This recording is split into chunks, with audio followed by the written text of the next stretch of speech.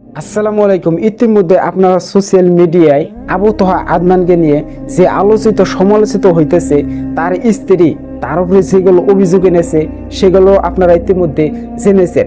আর আবু তোহা আদনানকে সেটা কি আপনি জানেন? আবু তোহা আদনান হয়েছে এমন একজন ব্যক্তি যে যার দ্বারা অসংখ্য জেনারেল পড়ুয়া ছেলে মেয়ে দিন পেয়েছে, আল্লাহকে চিনেছে, আল্লাহর নবীকে চিনেছে, তারা হেদায়েত পেয়েছে। তিনি হয়েছে আবু তোহা আদনান। এবং আমি নিজেও তার দ্বারা ইসলাম পেয়েছি, দিন পেয়েছি, আল্লাহকে চিনেছি, আল্লাহর নবীকে চিনেছি। আর তার বিরুদ্ধে একের পর এক অভিযোগ ষড়যন্ত্র তারা করে যাচ্ছে। আর আবু তোহা আদনানের ওয়াইফ সাবিকুন নাহার যে অভিযোগগুলো এনেছে তার বিপক্ষে আবু তোহা আদনান বলেছে যে আল্লাহর কসম, কাবার রবের কসম, মুহাম্মদের রবের কসম, আমি জিনাকারী নই। তাই আমরা বিশ্বাস করি যে আমাদের প্রিয় উস্তাদ কখনো এগুলোর সাথে জড়িত থাকতে পারে না।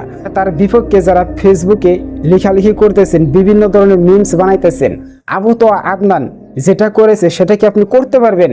সেটা যদি না করতে পারেন তাহলে আপনি আবু তোহা আদনানের সমালোচনা কখনো করবেন না। আর যারা সমালোচনা করে তাদেরকে আল্লাহ সুবহানাহু ওয়া তাআলা বুঝার জন্য তৌফিক দান করে। ওমা তৌফিকি ইল্লা বিল্লাহ, নাসরুম মিনাল্লাহি ফাতুন কারীম, ওয়া আখিরুন আলহামদুলিল্লাহি রাব্বিল আলামিন। আসসালামু আলাইকুম ওয়া রাহমাতুল্লাহি ওয়া বারাকাতুহু।